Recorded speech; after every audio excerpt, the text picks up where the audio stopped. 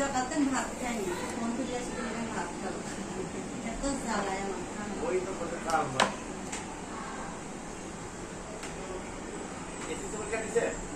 ক্যামেরাতে একটু দেখান, শো করেন ক্যামেরাতে পিছনের দিকে।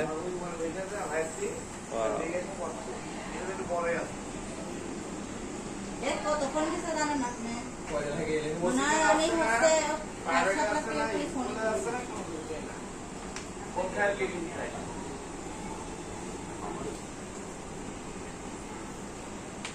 যাও না কাজ আছে।